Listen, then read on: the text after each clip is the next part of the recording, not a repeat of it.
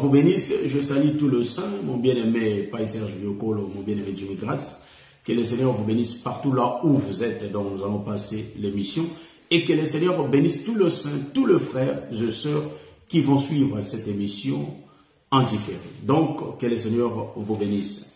Nous allons prier le Seigneur pour commencer notre life. Éternel, mon Dieu, mon roi, je te bénis, je te loue parce que tu es le Seigneur. C'est toi, Éternel, qui a permis qu'aujourd'hui qu'on soit présent pour présenter ta parole au peuple, comme Salomon présentait ton nom, Éternel homme, au peuple, après avoir construit le temple. C'est ainsi que nous aussi, Éternel, mon Dieu, mon roi, nous présentons ton nom, car l'Écriture dit dans le livre de Matthieu, chapitre 28, verset 19, d'aller faire de toutes les nations les disciples, les baptisant au nom du Père, du Fils et du Saint-Esprit, et en leur prescrivant tout ce que, Éternel, mon Dieu, mon roi, tu nous as enseigné. Voilà pourquoi, Éternel, mon Dieu, mon roi, après avoir reçu l'enseignement, nous partageons ta parole. Laisse que, Éternel, tout celui qui nous écoute puisse se tourner vers toi, s'il n'est pas vers toi. Et celui qui est vers toi, qu'il puisse augmenter sa connaissance. Au nom de notre Seigneur Jésus-Christ, prends contrôle de cette émission. Toi-même sois le guide. Au nom de Jésus. Amen. Shalom, je vous reshalom, mes bien-aimés. Je reshalom tout le saint que j'ai déjà salué. Et aujourd'hui, on va continuer notre 5e épisode sur le choix des dieux. Donc voilà. Rapidement, je vais prendre les Écritures pour lire. Amen. Donc, je suis dans le livre de 1 Samuel, chapitre 16. Donc, je crois que nous allons expliquer les choix de Dieu en mettant un point-virgule. Et je crois que par la grâce de Dieu, on va continuer les autres enseignements. Je lis au nom du Seigneur. L'Éternel dit à Samuel, « Quand cesseras-tu de pleurer sur Saül? Je l'ai rejeté, afin qu'il ne règne plus sur Israël. Remplis ta corne d'huile et va, je t'enverrai chez Isaïe. Bethléemite,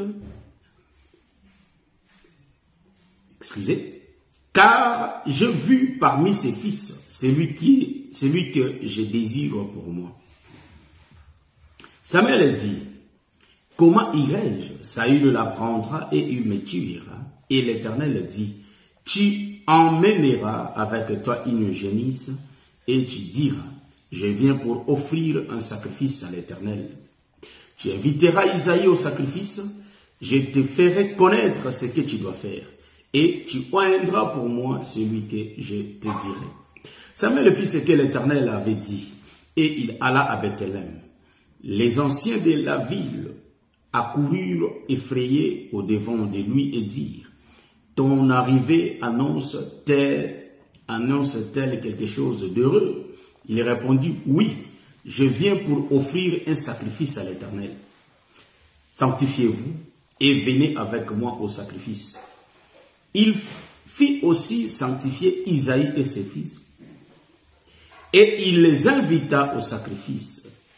Lorsqu'ils entrèrent, il se dit, en voyant Eliab, « Certainement loin de l'Éternel est ici devant lui. » Et l'Éternel dit à Samuel, « Ne prends point garde à son apparence et à la hauteur de sa taille, car, la Bible dit, car je l'ai rejeté. » L'Éternel ne considère pas ce que l'homme considère. L'homme regarde à ce qui frappe les yeux, mais l'Éternel regarde le cœur. Isaïe appela Abinadab et les fit passer devant Samuel. Et Samuel dit, « L'Éternel n'a pas non plus choisi celui-ci. » Isaïe fit passer Shama. Et Samuel dit, « L'Éternel n'a pas non plus choisi celui-ci. » Isaïe fit passer ses 7 fils devant Samuel. Et Samuel dit à Isaïe, « L'Éternel n'a choisi aucun d'eux. » Puis Samuel dit à Isaïe, « Sont ceux-là tous tes fils? » Et il répondit, « Il reste encore le plus jeune, mais il fait paître le brebis. » Alors Samuel dit à Isaïe, « envoie les chercher, car nous ne nous placerons pas avant qu'ils soient venus ici. Verset 12. Isaïe l'envoya chercher. Or, il était blond, avec de beaux yeux, et une belle figure. L'Éternel dit à Samuel, lève-toi, oins-les, car c'est lui. Samuel prit la corne d'huile et oignit au milieu de ses frères. Éloignit au milieu de ses frères. L'esprit de l'Éternel saisit David à partir de ces jours. Et dans la suite, Samuel s'éleva et s'en alla à Rama. Amen. Bon, nous bénissons le Seigneur, que le Seigneur vous bénisse. Je crois que je salue tous les saints qui sont connectés. Tous les saints connectés. Donc, avant de commencer, je vous salue tous.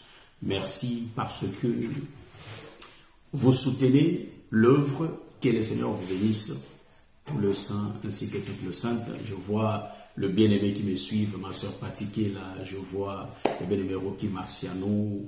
Je vois, donc, quand je vois les images, j'essaie de dire que non, inviter le peuple pour que nous soyons tous connectés. Je crois qu'on a suivi la lecture. La fois dernière, je vais récapituler un peu ce qu'on avait parlé la fois dernière. Que le Seigneur vous bénisse encore. Vous voyez? Donc, la fois dernière, j'avais touché l'écriture de 1 Samuel chapitre 10, les versets 20-24, là où on fait le choix de Saül comme le roi. Vous savez que dans cette émission, ouais, je vous salue mon bien-aimé Edo Kisamba, que le Seigneur vous bénisse. Dans cette émission, frère, nous sommes en train de parler du choix de Dieu. Vous voyez? Car l'Éternel fait son choix. Est-ce que vous voyez ça? L'Éternel fait toujours un choix. Donc, nous voyons, l'Éternel crée une multitude de gens, mais à la fin, il va faire son choix. Donc, je vais te rappeler que tu es le choix de Dieu. C'est lui que l'Éternel avait choisi pour être son fils, pour être sa fille. Est-ce que vous voyez ça?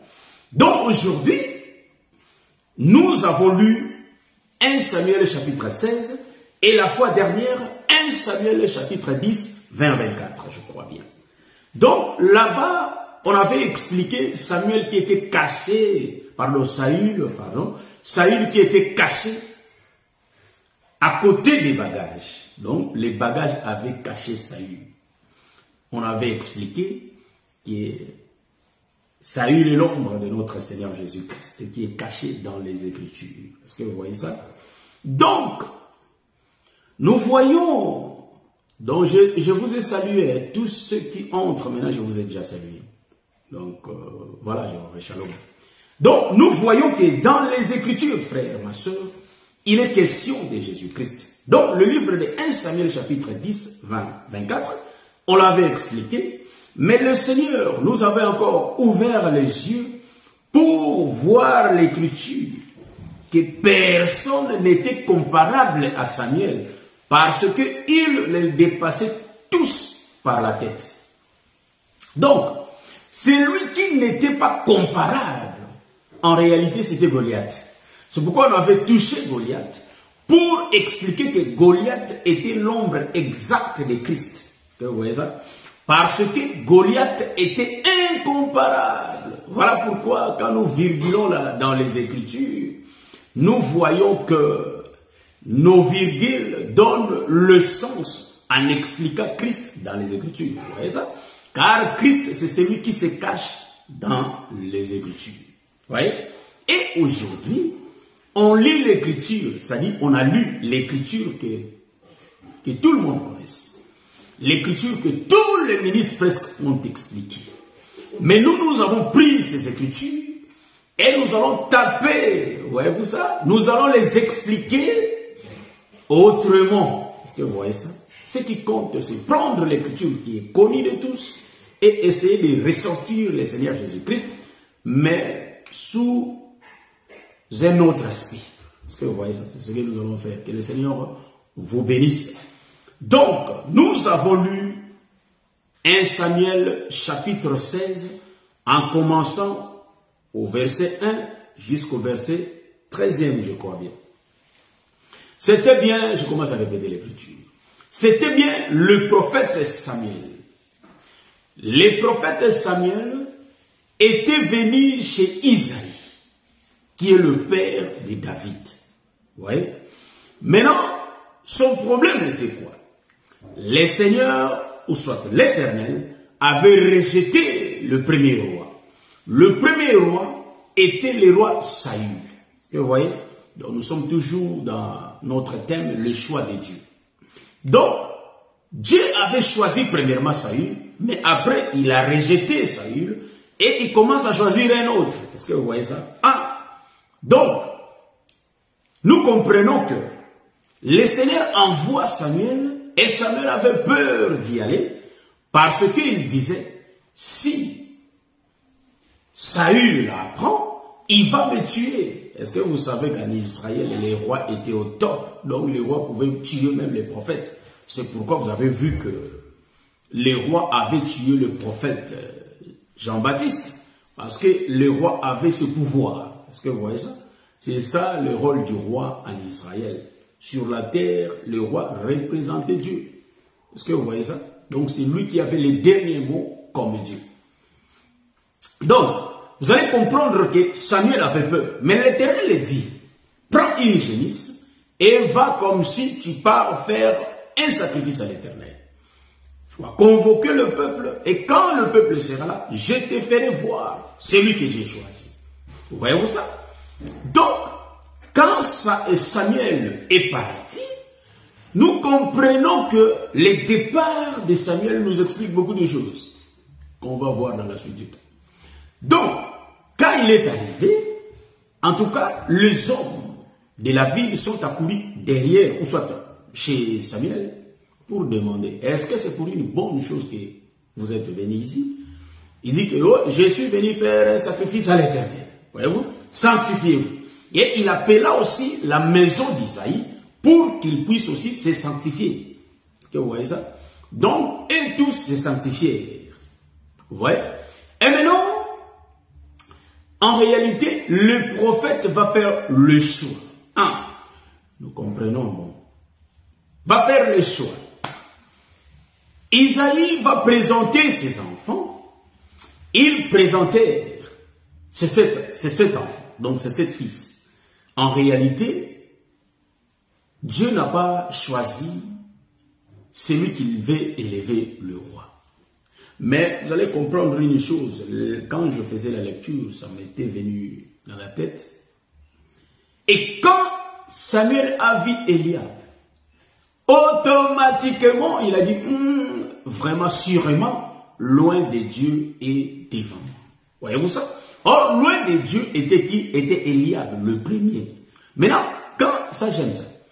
Quand Samuel dit ces choses, l'Éternel dit, ne prends point, c'est-à-dire, il dit que ne prends point garde de la hauteur de sa taille, car je l'ai rejeté. Voyez-vous ça? Donc, automatiquement, nous comprenons que Eliab représente le roi Saül qui a été rejeté. Voyez-vous ça? Car Saül était ngambé, comme on dit en lingala. Donc, il était balèze. Donc, il avait une grande taille, Saül. Il dépassait tout le peuple. Il dépassait tout le peuple. Voyez-vous ça? Il était géant, Saül. Par la tête, il dépassait et tous. Quand il se tient debout, tout Israël était limité sur son cou. Donc, il leur dépassait de la tête. Est-ce que vous voyez ça? Donc, c'est lui qui était le roi. Et maintenant, quand Samuel vient chez Isaïe, il voit Eliab. Or, Eliab était le premier fils d'Isaïe. Donc, le premier, un grand géant. Est-ce que vous voyez ça? Un grand géant. Ça, j'aime. Maintenant, vous allez remarquer que automatiquement, le prophète se rend compte que c'est celui-ci loin de Dieu. Et l'Éternel intervient directement. Il dit, ne prends point garde de son apparence. En réalité, de la hauteur de sa taille. Je l'ai rejeté. Ah, mais je n'ai pas vu là où l'Éternel avait choisi Eliab. Mais si nous voyons des choses prophétiquement, nous voyons que en réalité, il a rejeté. Mais ça, c'est le langage, frère. Est-ce que vous voyez ça? Les rejets de Saül, c'est un langage, frère. Bon, moi j'aime parler des choses comme ça. En réalité, il a vraisemblablement rejeté Saül. Dans l'ancienne alliance, ils l'ont vécu, Saül le rejeté.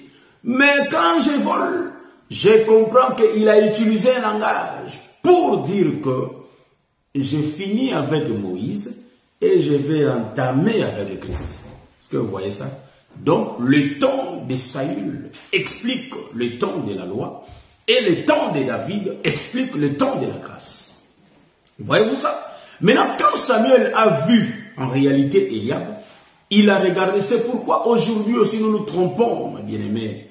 Aujourd'hui nous nous trompons. Quand nous regardons les apparences, nous disons que ce sont eux les hommes de Dieu et ceux-là ne le sont pas. Ce sont eux qui sont les hommes de Dieu, le vrai, parce qu'ils parlent bien, parce qu'ils décortiquent bien les Écritures. Non, mais l'Éternel ne voit pas ce qui frappe les yeux, mais l'Éternel regarde le cœur.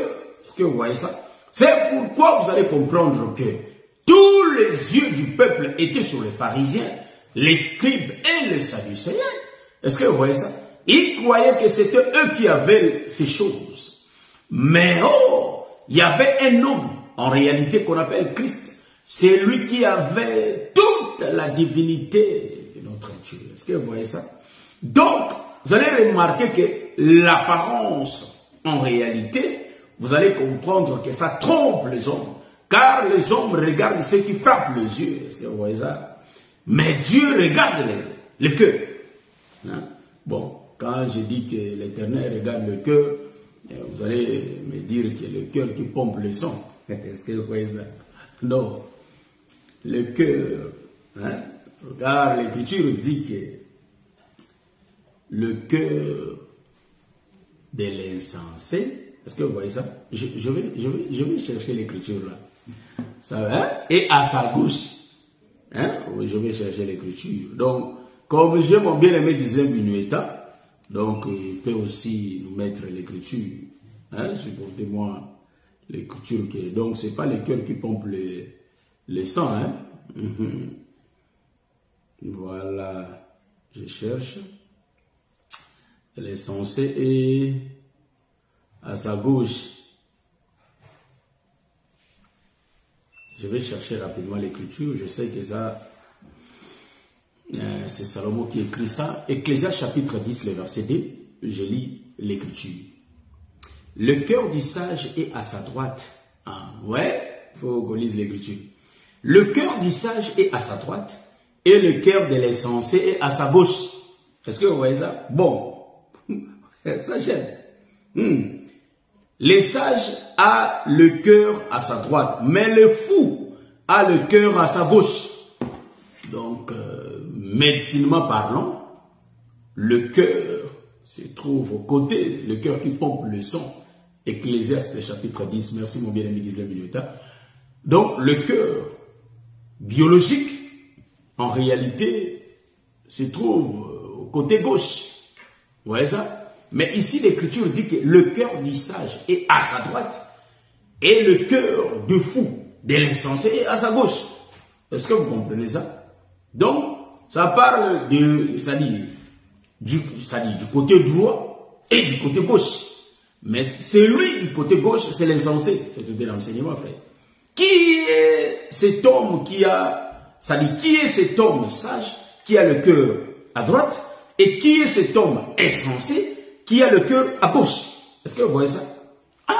Ça, c'est tout un enseignement qu'on va décortiquer et sortir. C'est qui les sages, c'est qui les insensés. Est-ce que vous voyez ça? Donc, juste pour dire que quand l'Éternel regarde le cœur, il ne regarde pas le cœur qui pompe le sang. Il regarde tes pensées. Voyez-vous ça? C'est ça le cœur. C'est pourquoi les seigneurs sondent le cœur et les reins. Vous voyez ça? Bon, il ne faut pas comprendre les choses de Dieu en français, mes frères. Hein? Donc, le cœur, c'est la tête. Le cœur, c'est la tête. Est-ce que vous voyez ça? Bon, le cœur, c'est la pensée de l'homme. Les pensées de l'homme. Est-ce que vous voyez ça? C'est pourquoi ils voyaient que non, ces gens m'honorent que des lèvres, mais leurs pensées sont éloignées de moi. Est-ce que vous voyez ça? Donc leurs cœurs sont éloignés de Dieu. Bon, je vais continuer notre enseignement. Est-ce que vous voyez ça? Donc, ici, en entendant que je me rattrape, donc ici, vous allez remarquer que dans l'enseignement, Samuel est dans la maison d'Isaïe. L'Éternel ne regarde pas ce qui frappe les yeux, mais il a rejeté. Donc, en réalité, nous comprenons qu'Éliab était le fils aîné d'Isaïe. Or, le fils aîné de Dieu, c'était Adam. En d'autres termes, le fils aîné de Dieu, en réalité, c'était bien Moïse. Est-ce que vous voyez ça? Donc, quand il dit que je l'ai rejeté, nous comprenons que c'est la fin du temps de la loi et il va entamer le temps de la grâce. Parce que le problème, c'est quoi? Le problème, il faut que devant le peuple soit un berger. C'est lui qui va prendre soin des brebis. Est-ce que vous voyez ça? C'est pourquoi je suis en train de parler de ces choses. C'est pourquoi, en réalité, vous allez comprendre que Samuel va faire le déplacement de quitter l'endroit qu'il était pour venir dans la maison d'Isaïe. Et quand il vient dans la maison d'Isaïe, il commence à demander à Isaïe ses enfants. Donc ses enfants, parce qu'il avait une recommandation. Est-ce que vous voyez ça? Maintenant ici, vous allez comprendre que dans la maison d'Isaïe, c'est lui le père. Et quand Samuel entre, c'est lui le prophète. Est-ce que vous voyez ça? C'est lui qui fait les choses. Donc, du coup, nous avons le prophète et nous avons le père. Est-ce que vous voyez ça? Du coup, nous avons deux têtes. En réalité, nous comprenons que Samuel et Isaïe, c'est Dieu, mais il a des attributs. Est-ce que vous voyez ça? Ça j'aime. Parce que quand Dieu fait la chose par la main droite, il fait semblant comme si il oubliait la main gauche. Mais il sait qu'il a la main gauche. C'est pourquoi quand il parlait avec Joseph, il parlait avec Jacob, il dit, quel est ton nom? Je suis dans le livre de Genèse, je crois, chapitre 32, comme ça. Il dit, quel est ton nom? Il demande à Jacob, quel est ton nom? Mais il connaissait les noms de Jacob. Ça, c'est Dieu. Est-ce que vous voyez ça? Il connaissait les noms de Jacob. Maintenant, ici, vous allez remarquer. Il faut que je parle un peu vite. Et vous allez remarquer que Esaïe et Samuel sont un. Ils sont en train de prendre soin des fils. Mais les deux ont deux attributs. Ici, Samuel va faire le choix. Mais de ce côté-là, c'est l'Éternel. Donc, c'est Isaïe qui présente ses enfants. J'ai bien dit que Dieu a deux fils. En réalité, il a le fils aîné et il a le dernier fils. Est-ce que vous voyez ça? Voilà, c'est pourquoi vous allez comprendre que Isaïe en avait 8. 8 fils. Les 7 sont passés le premier tour et le 8e est passé le deuxième tour. Nous comprenons. Les 7 qui sont passés le premier tour, mais l'Éternel ne les a pas choisis. Nous les considérons comme ils sont un. Parce qu'il y a la perfection en eux, c'est le chiffre 7. Est-ce que vous voyez ça? Donc, ils sont un. Parce qu'ils ont fait que le premier tour. Et le second, nous comprenons que il est venu seul le deuxième tour. Vous voyez? Donc, du coup, nous avons deux tours. Le premier tour contient 7 fils d'Isaïe. Et le deuxième tour contient un seul fils d'Isaïe. Cela veut dire quoi? J'ai bien dit que Dieu avait que 2 fils. Il avait Moïse comme fils et Jésus comme son fils. Est-ce que vous voyez ça? Vous voyez? Donc, le premier fils, Moïse, dans l'Ancienne Alliance, et son deuxième fils, Jésus, dans la Nouvelle Alliance. Je peux aussi dire, le premier fils, dans l'Ancienne Alliance, c'est Adam. Et le second fils, dans la Nouvelle Alliance, c'est Jésus. Est-ce que vous voyez ça? Donc, du coup, il joue avec les 2 fils. Mais pourquoi? Parce que nous sommes dans les pourquoi de chaque chose. Pourquoi sont nombreux les premiers tours, c'est-à-dire les premiers fils? Voyez-vous? Pourquoi le premier tour, les enfants d'Isaïe étaient nombreux? La réponse est simple et claire. Voyez-vous ça? Je vois la réponse dans le livre de Jean chapitre 1, le verset 17. La loi a été donnée par Moïse. Au temps de la loi, le Seigneur avait envoyé plusieurs prophètes. Est-ce que vous voyez ça? Au temps de la loi, donc il y avait des tours. Jean nous présente deux prophètes. Il y a le prophète Moïse et le prophète Jésus. Dans le prophète Moïse, il y a plusieurs prophètes dedans. Voilà pourquoi, dans le premier tour, quand Isaïe va présenter ses 7 fils, en réalité, vous allez comprendre que le Seigneur n'a choisi aucun. Parce que le problème de Dieu était quoi? Il faut qu'il y ait un roi. Or, le roi, c'est lui qui conduit le peuple. Vous voyez ça? Le roi, c'est celui qui protège le peuple. Le roi, c'est celui qui encadre le peuple. C'est celui qui met la sécurité. C'est pourquoi, quand on tue le roi dans le pays en réalité est envahi. Parce que le roi est mort. Un seul homme est mort, mais le pays n'est pas dans la sécurité. C'est pourquoi Jésus avait dit, on tuera les bergers et les brebis seront épargnés. Voyez-vous ça? Donc nous comprenons que c'est les rois qui gardent.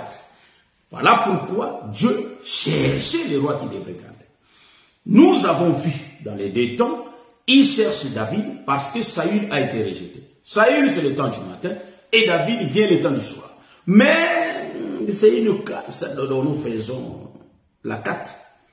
Et nous prenons directement la famille d'Isaïe, là où on fait passer le premier fils. Les premiers fils, en réalité, sont 7 qui représentent le temps de la loi. Nous pouvons le voir qu'au temps de la loi, qui est la lune, l'enseignement était sombre. Est-ce que vous voyez ça? L'enseignement sombre, c'est là où nous voyons, il y a la lune et les étoiles. Donc, nous voyons la lune et les étoiles. À ne pas oublier que la lune est alimentée par le soleil. Est-ce que vous voyez ça? Or, la lune représente Moïse, qui est le prophète majeur. Et je vois les étoiles qui représentent en réalité les autres prophètes mineurs. Est-ce que vous voyez ça? Bon, les choses que j'ai dit, je vais présenter les étoiles étant les prophètes ou soit les enseignants, parce qu'un prophète c'est un enseignant. Vous voyez? Et je suis dans le livre de Daniel chapitre 12, rapidement. Je vais prendre son GSM, parce que GSM, je n'utilise pas des lunettes. Vous voyez? Daniel chapitre 12, le verset 4. Je prends l'écriture. Voilà. Donc, je cherche ça, je vais mettre ça en français, parce que ça c'est en allemand. Vous allez m'excuser. Je mets ça en français. Voilà. Toi, Daniel, tiens, sécrète ces choses et scelle les livres. Jusqu'au temps de la fin, plusieurs les liront et la connaissance augmentera. Je descends verset 3. Je crois que c'est dans le livre de Daniel. Voilà. L'Écriture dit.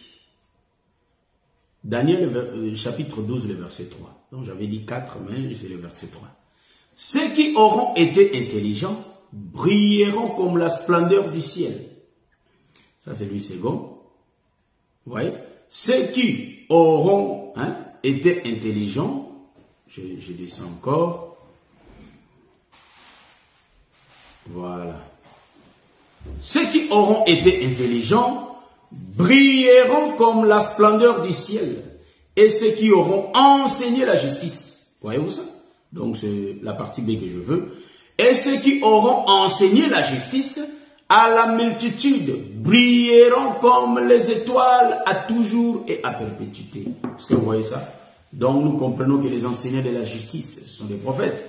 Voyez-vous ça? Brilleront comme les étoiles des cieux. Est-ce que vous voyez ça?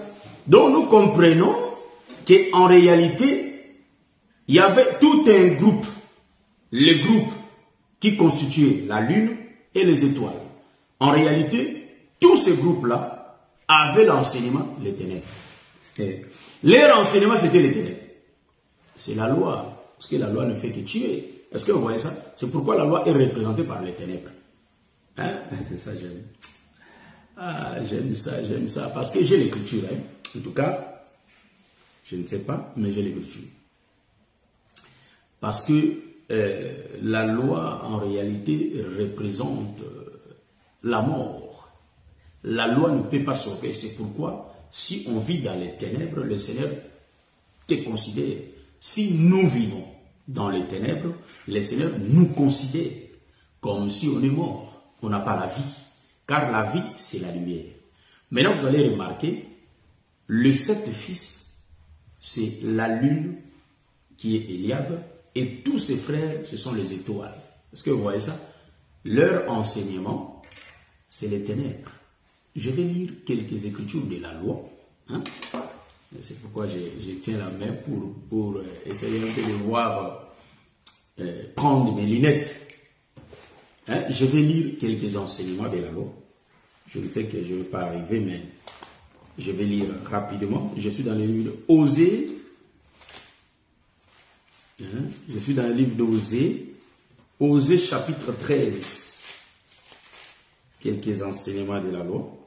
Chapitre 13, les versets...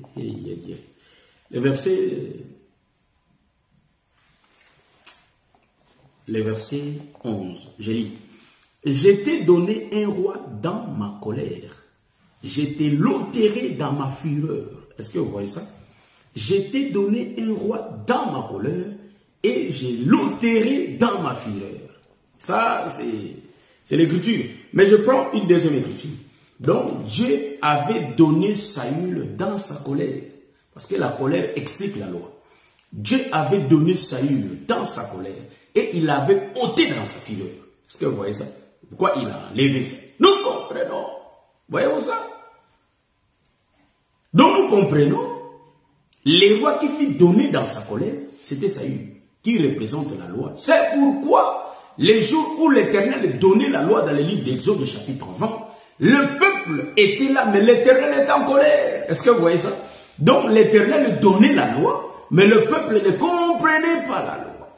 En réalité, il y avait un seul peuple qui comprenait la loi, c'était Moïse. Est-ce que vous voyez ça?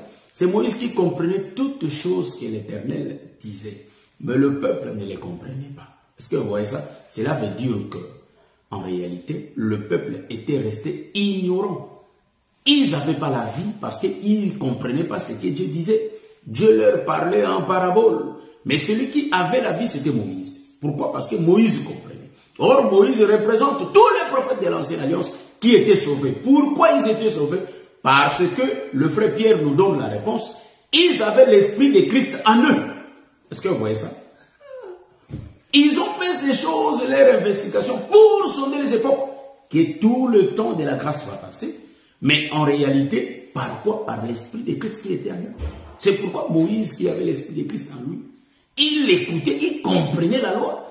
À chaque fois, si Dieu vient vers les prophètes, il donne la vision au prophète. Les prophètes lui posaient toujours la question de savoir qu'est-ce que cela signifie. Voyez-vous? Donc, l'Éternel lui-même interprétait la vision. Donc, pour avoir la vie, il faut l'interprétation de la chose. C'est pourquoi je vous dis, bien aimé, là où il n'y a pas l'interprétation des Écritures, il n'y a pas la vie. Est-ce que vous voyez ça? Je vais prendre ma deuxième écriture. Je suis dans le livre des Romains. Je regarde vite. Je suis dans le livre des Romains. Pour que nous passions. Hein? Romains chapitre 4, le verset 15, je crois. Je suis dans le livre des Romains, chapitre 4, le verset 15, je lis au nom du Seigneur. Parce que la loi produit la colère, et que là où il n'y a point de loi, il n'y a point non plus de transgression. Je réponds. Parce que la loi produit la colère, et que là où il n'y a point de loi, il n'y a point non plus de transgression. Voyez-vous ce que produit la loi? La loi produit la colère. Je prends encore une autre écriture. Donc la loi, en réalité, c'est une production de la colère. Hein? La colère de Dieu.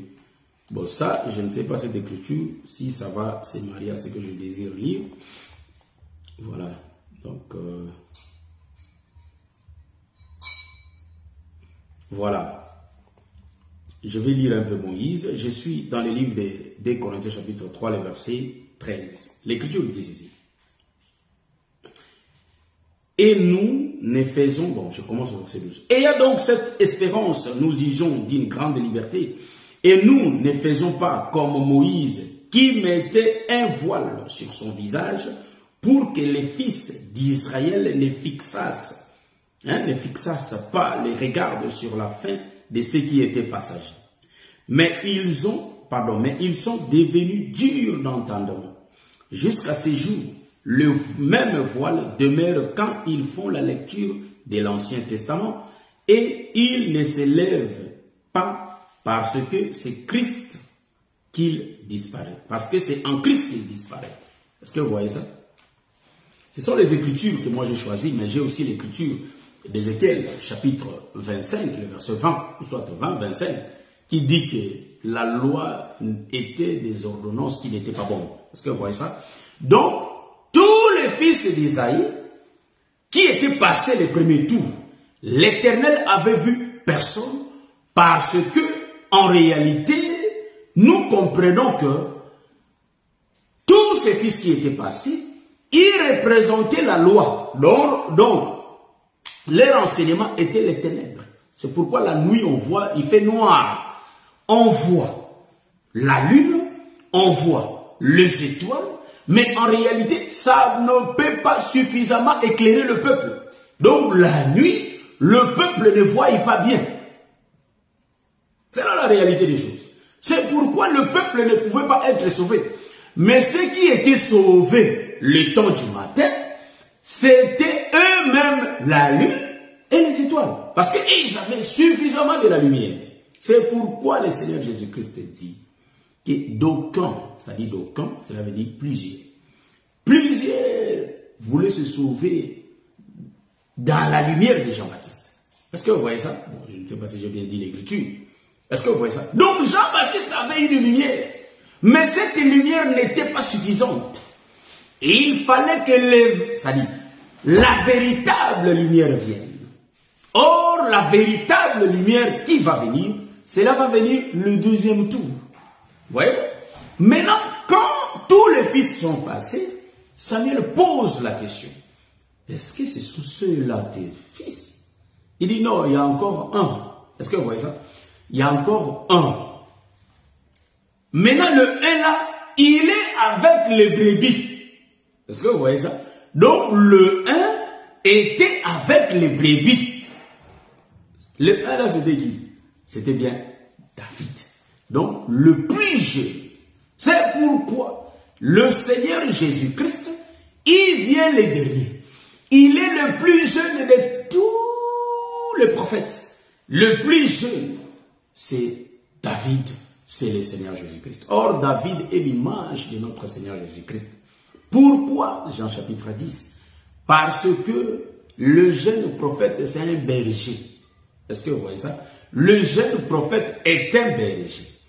Donc, c'est lui qui gardait les brebis. Le problème de Dieu, il faut qu'un roi soit en Israël. Mais quand il avait choisi, en réalité, Saül, il lui avait choisi dans sa colère. Est-ce que vous voyez ça? C'est pourquoi il l'a enlevé dans sa fureur.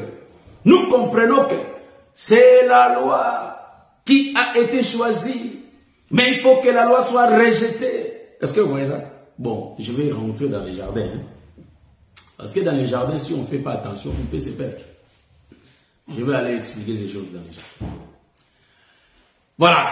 Donc Dieu vient. Il présente les 7 fils. Est-ce que vous voyez ça? Parce que Dieu avait 2 brebis dans les jardins. Il avait 2 brebis dans les jardins. Un brebis mâle. Une brebis, on dit la brebis, hein, mais comprends-moi. Il avait 2 brebis. Une brebis. Voyez-vous ça? Bon, je suis en train de voir. Hein? Il avait 2 brebis. Adam et Ève. Est-ce que vous voyez ça? Ce sont des brebis. Bon, pourquoi j'appelle Adam et Ève brebis? Je vais donner les Écritures. Je suis dans le livre de Jean. Quand Jean-Baptiste voit Jésus, il dit, voici l'agneau de Dieu. Donc, nous comprenons qu'un homme peut aussi être appelé animal.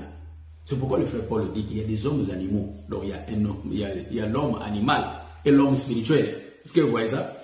Bon, le frère Paul nous dit aussi, je suis dans le livre de 1 Corinthiens chapitre 9, le verset 9, en descendant, quand il parle des animaux, Paul se pose, est-ce que Dieu parlait vraiment des animaux? Non, il parlait de nous.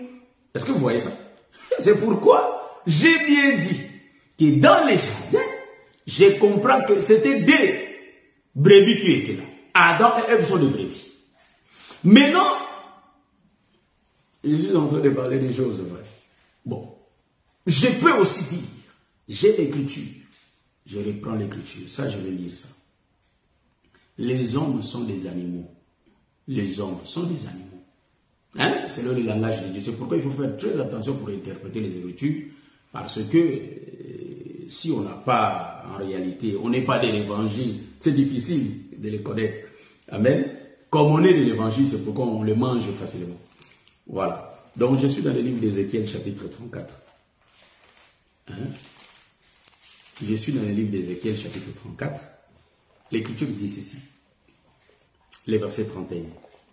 Ici, c'est l'Éternel qui est en train de parler au prophète Ézéchiel. Il dit ceci. Vous, mes brebis, brebis de mon pâturage, vous êtes des hommes. Moi, je suis votre Dieu, dit le Seigneur l'Éternel. Ouais. Vous, mes brebis, brebis de mon pâturage, brebis de mon pâturage, vous êtes des hommes. Moi, je suis votre Dieu, dit le Seigneur l'Éternel. Est-ce que vous voyez ça? Donc ici, je rentre dans les jardins pour dire que il y avait deux brebis de l'Éternel. Ce sont des hommes. Ici, Ézéchiel nous montre la direction que les brebis de l'Éternel sont des hommes. Est-ce que vous voyez ça? Il prend le brebis. Pourquoi je l'ai dit? Ce sont des hommes. Parce que le brebis donne l'aspect. Par son caractère, les brebis, c'est un animal calme. Voyez-vous ça? Même si tu lui fais du mal, il te regarde, il ne répond pas. C'est ça, le caractère des chrétiens. Parce que notre Dieu, c'est l'agneau de Dieu qui ôte les péchés du monde. Voyez-vous ça? Donc, en réalité, notre Dieu, c'est lui. Et nous aussi, nous sommes ces brebis, car c'est lui le berger. Ouais. Donc, quand il nous appelle ces brebis, brebis de son pâturage, c'est lui le berger. Or, le berger, c'était David, mais David avait des brebis avec lui. Je reprends ma soeur José Ilengo. Ézéchiel chapitre 34, le verset 31. Il y a un autre bien-aimé d'Israël Minueta qui met aussi des versets dans des commentaires. Il est en train de mettre des versets là-bas. Voyez-vous ça? Donc, nous comprenons que les brebis étaient avec David. C'est pourquoi Jésus-Christ, quand il vient dans le livre de Jean, chapitre 10, il dit, mes brebis entendent ma voix. Est-ce que vous comprenez ça? Donc, celui qui avait les brebis, c'est le plus jeune. Parce qu'il dit, mes brebis entendent ma voix. Voyez-vous ça? Après avoir entendu la voix de son berger, il vient entrer dans la bergerie. Je suis dans le livre de Jean, chapitre 10. Donc, le propriétaire des brebis, c'est le Seigneur Jésus-Christ. Parce que l'Écriture dit, c'est lui qui est la porte des brebis. Est-ce que vous voyez ça? Je rentre rapidement pour voir que c'est les plus jeunes qui avaient des brebis. Voyez-vous ça? Bon. Ça, c'est vraiment merveilleux. Le plus jeune, c'est David, c'est lui qui gardait les brebis. Maintenant, nous rentrons dans les jardins, là où nous sommes déjà allés. Vous allez comprendre que là-bas aussi, il y avait le même mouvement, dans les jardins. C'est pourquoi nous entrons dans les jardins, comme dit notre docteur. Nous entrons dans les jardins sans se blesser. Nous entrons, nous mangeons, nous sortons sans blessure. Sans blessure. Pourquoi? Parce que nous voyons la lumière. Nous marchons avec la lumière du monde, qui est le Seigneur Jésus-Christ lui-même. Parce que sans lui, on ne peut pas voir. Vous voyez ça? Maintenant, dans les jardins, il y avait 2 brebis. Ça donne déjà le pluriel. Est-ce que vous voyez ça?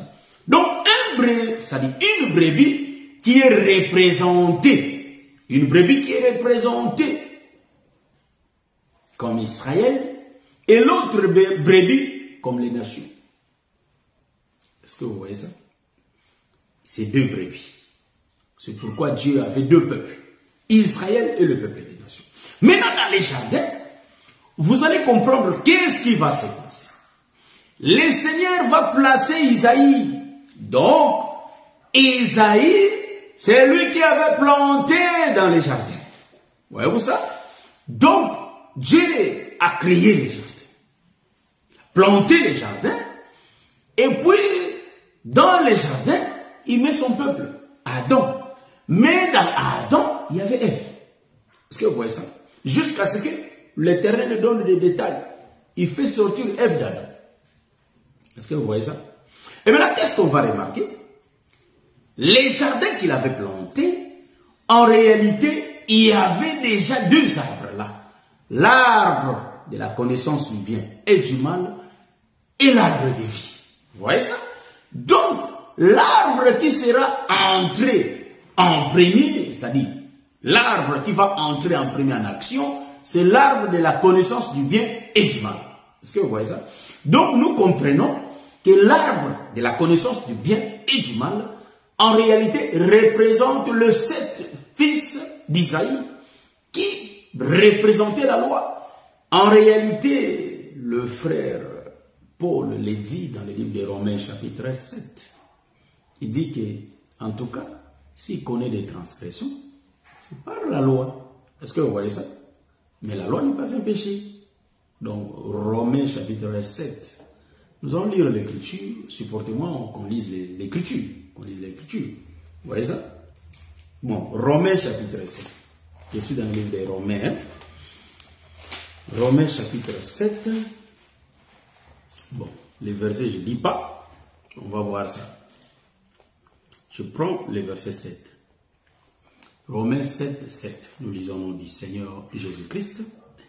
Que dirons-nous donc? La loi est-elle péché?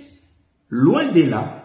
Mais je n'ai connu le péché que par la loi.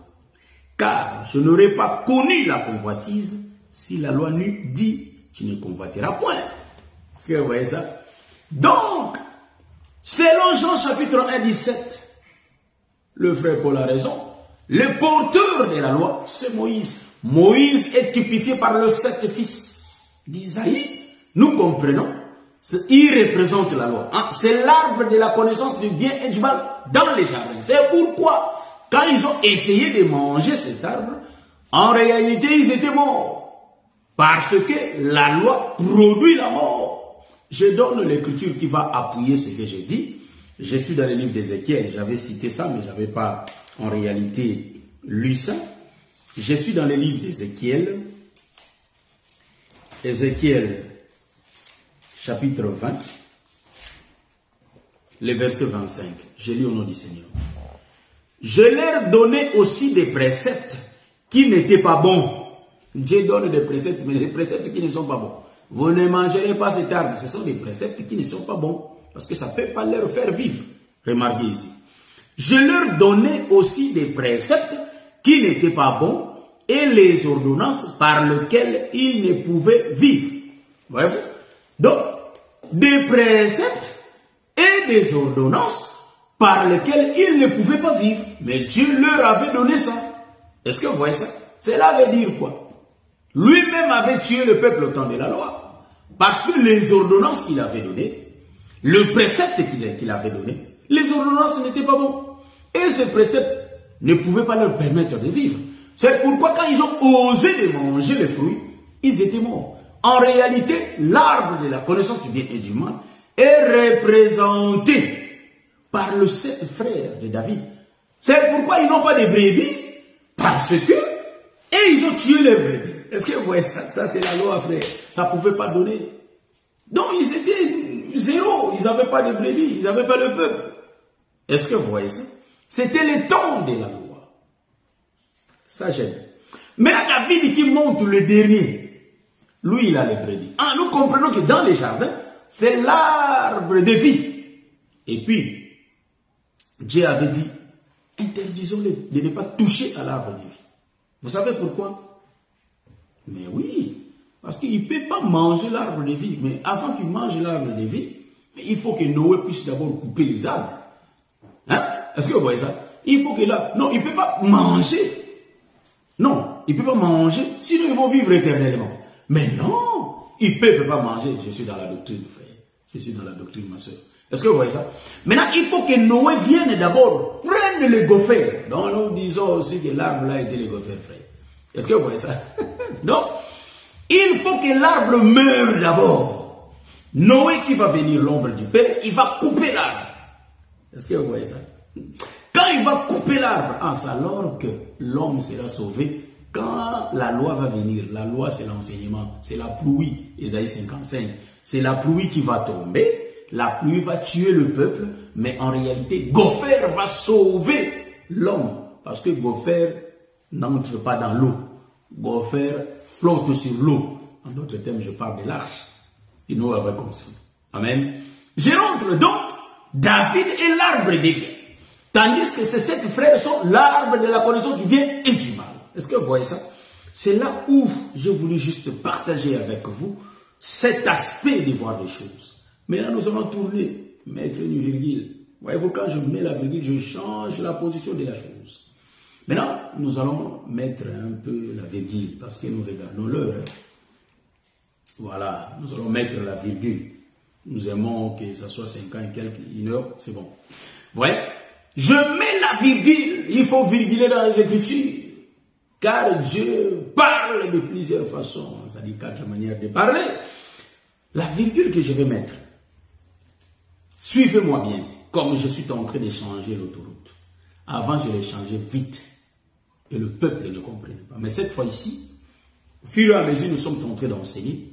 Le Seigneur nous donne la sagesse et de l'intelligence. Comment même faire la virgule et comment mettre du temps dans la virgule. Parce qu'avant, on part. On fait 10, 20 virgules dans un enseignement.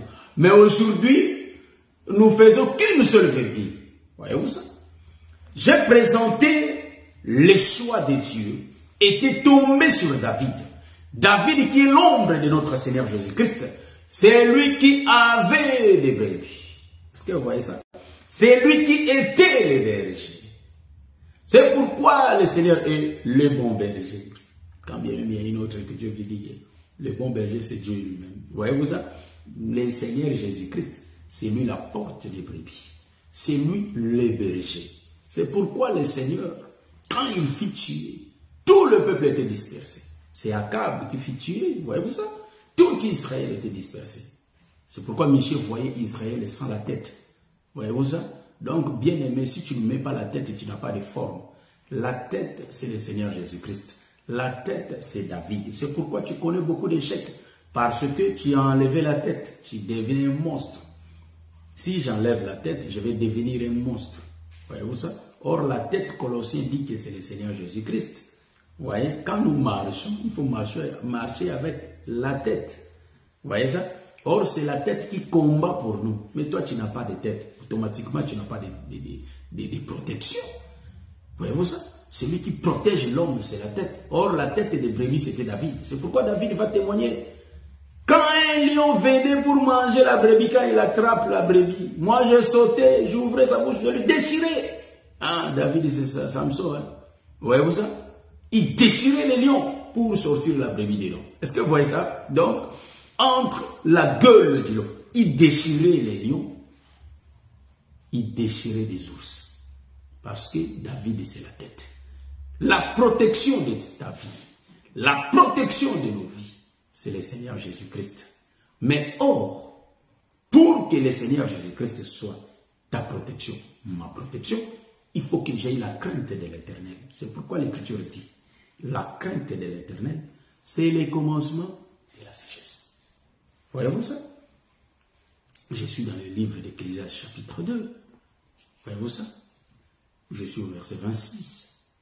Là où Dieu dit que pour ceux qui les craignent, en réalité, il donne quoi? Pour ceux qui les craignent, il leur donne la connaissance. Il leur donne la sagesse, la connaissance, la joie. Est-ce que vous savez ça? Si tu crains Dieu, automatiquement tu marches avec la tête. Car l'ange et l'Éternel campent tout autour de ceux qui les craignent. Donc il n'y a pas l'ange. Hein. L'ange là c'est l'Éternel lui-même.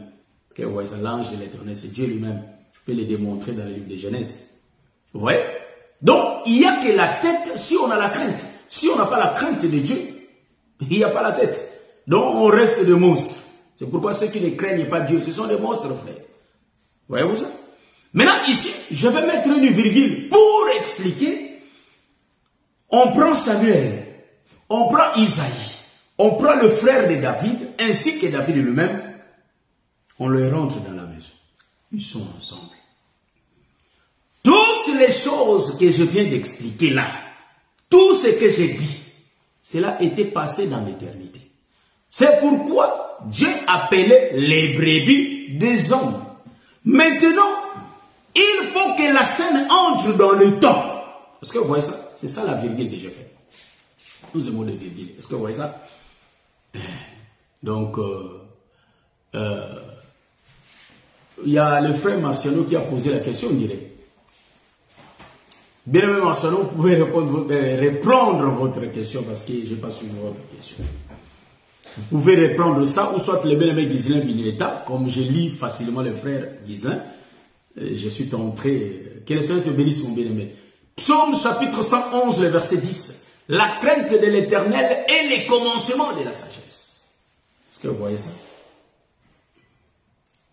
Si on ne craint pas Dieu, on ne peut pas être sage. Or, un sage, c'est celui qui a l'enseignement de la justice. Est-ce que vous voyez ça? La question de notre frère Marciano, si les frères Ghislain peuvent les reprendre, je peux les lire facilement. Et je peux répondre directement. Ouais. Prenons tout ce que j'ai dit là, c'était dans l'éternité. J'ai l'écriture. Avant que les choses entrent dans les temps, on vit d'abord dans l'éternité. J'ai l'écriture de 1 Pierre chapitre 1, c'est là où ça nous donne la direction. Tout ce qui s'est passé dans la maison d'Isaïe, c'était des choses qui s'est passées dans l'éternité. Mais il faut que le Seigneur le fasse répéter dans les temps. Est-ce que vous voyez ça? Voilà, c'est là où je suis. Je prends l'écriture. 1 Pierre chapitre 1, les versets 19 à 20. Voilà, c'est l'écriture que je vais prendre. Je suis dans le livre de 1 Pierre, chapitre 1, les versets 19 à 20. Que disent les Écritures? Nous lisons au nom du Seigneur. Mais par le sang précieux de Christ, comme d'un agneau sans défaut et sans tache, prédestiné avant la fondation du monde et manifesté à la fin des temps à cause de vous. Bon, voilà. Maintenant, nous allons expliquer cette écriture, mais dans les corps de David et ses frères. Est-ce que vous voyez ça? C'est ça le ministère, frère. Hein? Le ministère ne fait pas de calcul.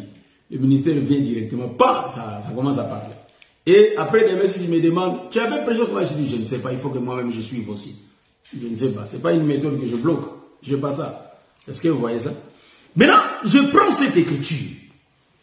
1 Pierre chapitre 1, les versets 19. Ouais. Mais par le sang précieux de Christ, comme d'un agneau sans défaut et sans tache. Je vois Exode chapitre 12. Les sang précieux de l'agneau qu'on avait tué, sans défaut et sans tache, ça ne peut que protéger les brebis quand Goliath passe. Est-ce que vous voyez ça? Goliath était l'Éternel lui-même qui passait pour tuer Israël. Mais en réalité, quand il va regarder les sangs précieux, il dit, ça c'est David, je ne peux pas entrer. Il dit que ça c'est Christ. Est-ce que vous voyez ça? Maintenant l'écriture dit, au verset 21 que j'ai dit, prédestiné avant la fondation du monde. Voyez-vous ça? Donc, les choix étaient tombés sur David, parce que David était prédestiné avant la fondation du monde. Donc, il gardait déjà les brebis. David, il combattait déjà avec des lions et il combattait avec des ours. Est-ce que vous voyez ça? Maintenant, Ézéchiel nous a dit, vous êtes mes brebis, les brebis de mon pâturage. Vous êtes les hommes et moi je suis votre Dieu. Est-ce que vous voyez ça? Nous comprenons que Israël se retrouve directement dans les temps. Ils étaient dans les temps avec tous les frères de David. Vous savez que quand les choix se faisaient dans la maison d'Isaïe, il y avait aussi les autres peuples qui étaient là. Je peux lire 1 Samuel chapitre 10. Donc nous allons voir qu'il y avait aussi d'autres peuples qui étaient là. Quand ils faisaient les choix, ils étaient là. Voyez-vous? Dans la maison, ils étaient là. Et quand, parce que c'était un sacrifice, ils étaient sur la table, il faut qu'ils se placent sur la table et tout. Et ils commençaient à faire passer. Mais le peuple du dehors, il savait que le prophète était venu pour offrir un sacrifice. Est-ce que vous voyez ça? Maintenant, vous allez remarquer. Je vais aller plus vite parce qu'il y a notre docteur qui va venir. Donc, en réalité, vous allez remarquer que 1 Samuel 10, Saül, quand on faisait le choix de Saül, il y avait aussi beaucoup de gens. Quand on fait le choix de David, il y avait la maison de David, mais il y avait aussi des gens parce que c'était un sacrifice. Le peuple était là. Parce que le peuple était sanctifié, la maison d'Isaïe aussi. Donc, je comprends tout le peuple qui était là. Je peux aussi faire des 4, mais je ne veux pas parce que je vais troubler le peuple. Si je fais des 4, il y a aussi d'autres révélations, mais je ne veux pas. Je vais aller tout droit. Tout le peuple qui était réuni dans la maison, c'était l'éternité. L'Écriture nous dit que l'agneau a été prédestiné avant la fondation du monde. Ah, nous comprenons maintenant les choses qui étaient passées. David qui gardait les brebis, c'était dans l'éternité. Les choix de ses frères d'avant, c'était dans l'éternité. Nous comprenons que ces choses-là étaient déjà passées dans l'éternité. Maintenant, il faut que ces choses entrent dans les temps.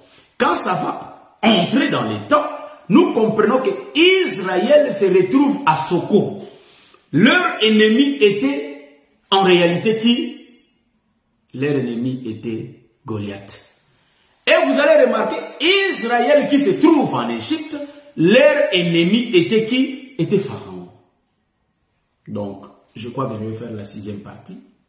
Le Seigneur vous bénisse. Donc, je ne sais pas, mais je vois comme si l'heure, je ne sais pas si j'ai déjà fait combien de temps, combien de minutes. Donc, je vois comme si j'ai dépassé l'heure, je vais couper. Comme ça, on va venir.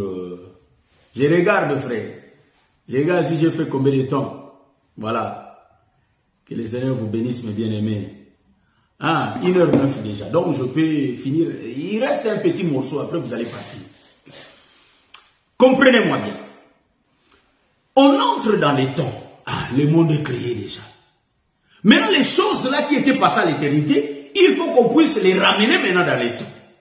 Maintenant, Israël se retrouve. Or, dans l'éternité, on avait vu que ceux qui étaient choisis les premiers, c'était les frères de David. Je suis toujours dans le livre d'un Samuel.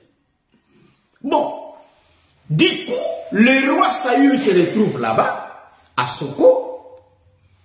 Et après, on voit, il y a les 3 frères de David. Eliab, Abinadab et l'autre. Ils étaient au nombre de 3. Ils étaient avec Saül. Tout Israël était là. Voyez-vous ça? Donc, Saül était là. C'est lui qui dirigeait. Est-ce que vous voyez ça? J'aime. Voyez-vous ça? Maintenant, Saül, ici, ça va changer de position. Je vous jure, ça va changer.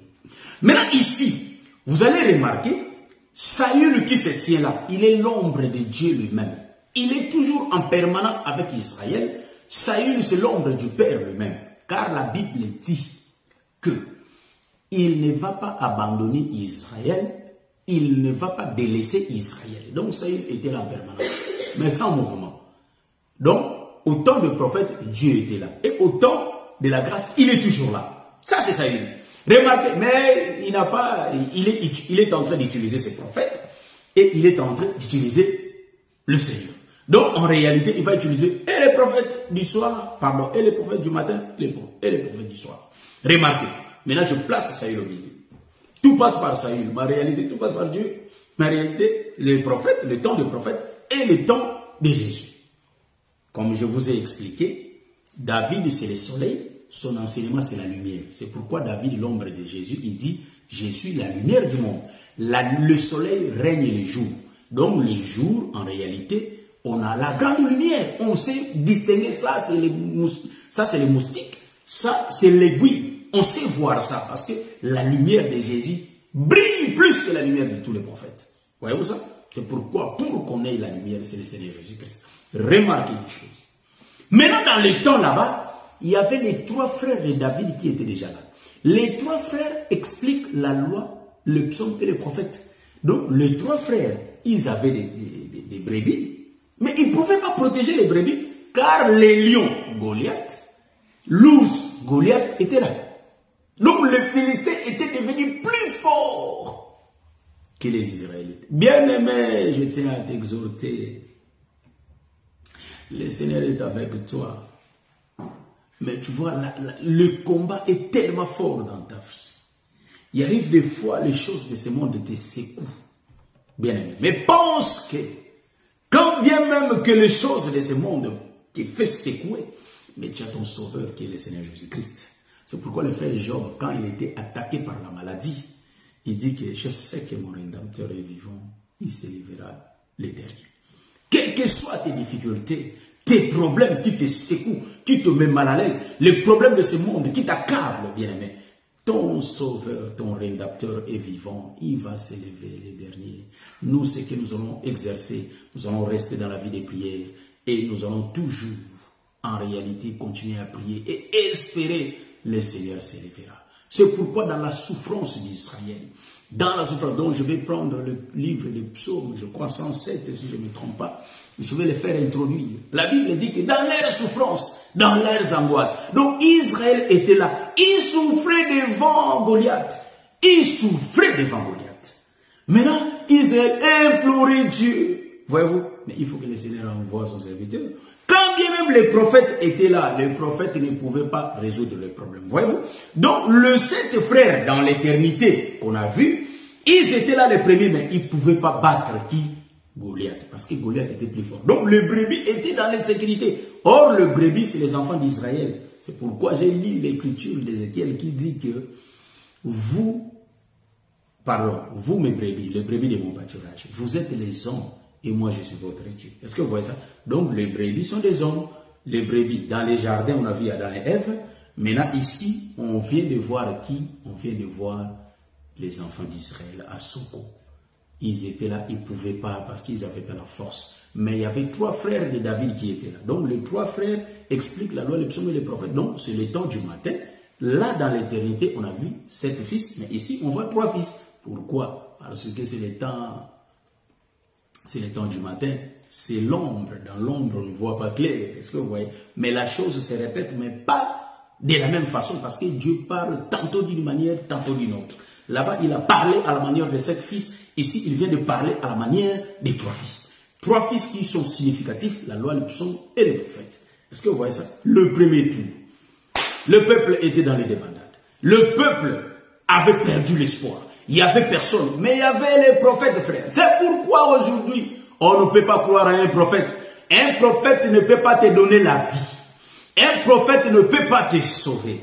Quel que soit son nom, bien-aimé, vous qui adorez les prophètes, les gens qui adorent les prophètes, ils finiront par l'enfer. Car un prophète, un homme ne peut pas sauver son prochain homme. C'est lui qui sauve l'homme. Ce n'est que Dieu lui-même. C'est le Seigneur Jésus-Christ. Il ne faut pas espérer un prophète du temps de la fin, un prophète africain, Non, frère. Nous avons un seul prophète qui sauve.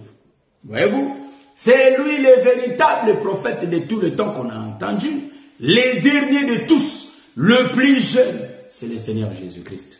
C'est lui que l'Éternel nous parle en ces temps. Les livres des Hébreux le disent. Est-ce que vous voyez ça?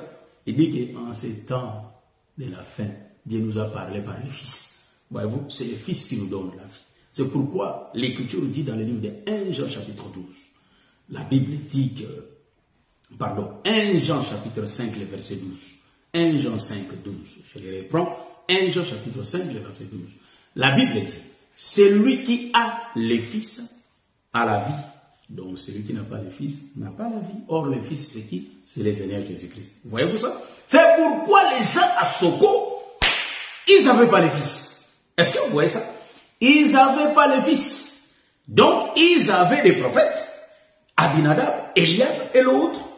Mais en réalité, il leur manquait les fils. C'est pourquoi vous allez remarquer, ils n'avaient pas les pains à donner. Ils n'avaient pas les pains. Voyez-vous ça? Maintenant, le père Esaïe va envoyer son dernier fils. C'est là où je vois Joseph. Joseph va descendre le dernier. Est-ce que vous voyez ça? Le plus jeune, c'était Joseph. Même Eliab l'appelait l'enfant. Pardon, même Ruben l'appelait l'enfant. Parce qu'il était le jeune, le plus jeune. Bon, je sais que les derniers fils étaient là. Dans la révélation, nous voyons Benjamin comme le Saint-Esprit qui va venir. Mais après, voyez-vous? Mais nous voyons Joseph, le dernier, qui va venir. Or, Joseph, c'est lui le sauveur. Voyez-vous ça? Donc, vous allez remarquer que dans les temps, les trois frères sont là, mais le peuple ne sont pas sauvés. Pourquoi? Parce que les trois frères ne sont pas des bergers. Dans l'éternité, ils n'avaient pas de brebis. Parce qu'ils ont tout tué les brebis. Ils ont tué tout leurs brebis. Et maintenant, celui qui gardait depuis l'éternité, c'était David. Maintenant, David, quand il va descendre, frère, c'est un orgueilleux. C'est pourquoi quand Jésus parlait, ces gens étaient stupéfaits en écoutant le Seigneur parler. Il leur créait des troubles. C'est pourquoi Jésus jusqu'à déclarer, pourquoi ne comprenez-vous pas mon langage? Donc nous comprenons que David voyait l'éternité. Il dit que, moi quand j'étais dans la forêt, quand un lion venait, je lui déchirais. Quand il attrapait la brebis, je sautais, j'arrachais les brebis dans sa gueule. Je déchirais les lions, même l'ours, donc devant les griffes des ours. Et les dents du lion, en réalité, David avait ce pouvoir. C'est pourquoi, bien-aimé, Jésus-Christ a le pouvoir devant tous tes ennemis qui viennent la journée ou soit la nuit. Cet homme de Galilée a le pouvoir de te sauver, de te protéger. La seule protection que nous pouvons avoir n'est que le Seigneur Jésus-Christ. Mais vous savez une chose, les deux marchent ensemble, voyez-vous. Quand bien même le Seigneur était là, c'est pourquoi l'écriture est accomplie. Vous voyez l'écriture là qui dit que je ne suis pas venu abolir la loi, mais je suis venu l'accomplir. Donc quand David était venu, il n'a pas chassé ses frères. Non, ils étaient toujours là. Donc la loi était toujours là. Mais lui, il vient l'accomplir pour vaincre Goliath. Voyez-vous ça? Est-ce que vous avez vu ça? Donc les choses étaient passées dans l'éternité avant la fondation du monde. Maintenant ça entre dans le temps, dans le scène. Donc la scène là nous explique les choses qui étaient passées. Quand même, c'est écrit en retard, on a tourné ça. Est-ce que vous voyez ça? Ça, j'aime ces choses, frère. Voyez-vous? Et maintenant, Goliath, quand il avait l'habitude de dire, celui qui est fort, qui sort. Voyez-vous ça? Et maintenant, quand Goliath a parlé, qui est cet homme qui insulte les dieux d'Israël? Ah, bien aimé, que le Seigneur te bénisse. Matthieu chapitre 5, les versets 17. Matthieu 5, 17 qui dit que ne croyez pas que je sois venu pour abolir la loi ou les prophètes. Est-ce que vous voyez ça? Je suis venu non pour abolir, mais pour accomplir. Voyez-vous ça? Donc, David n'a pas aboli ses frères. Il n'a pas chassé ses frères. Ni les dire qu'il faut rentrer. Non. Les frères étaient là. Et lui était parti. C'est pourquoi le Seigneur Jésus-Christ, il regardait les prophètes, la loi, le prophète et les psaumes, et puis lui, il faisait les mouvements. Car tout a été prédit pour lui. Est-ce que vous voyez ça? Donc, celui qui avait la capacité de protéger les brebis, comme dans l'éternité, c'était bien David. C'est pourquoi David, quand il était entré dans les temps, c'est lui qui avait le pouvoir. Le choix de Dieu était tombé sur lui. C'est ainsi que, mon bien-aimé, je tiens à t'exhorter. Le Seigneur t'a déjà mis à part. Il ne faut pas regarder en arrière pour retourner vers le mal. Le Seigneur t'a choisi. Tu es l'élu de l'Éternel, l'enfant de Dieu.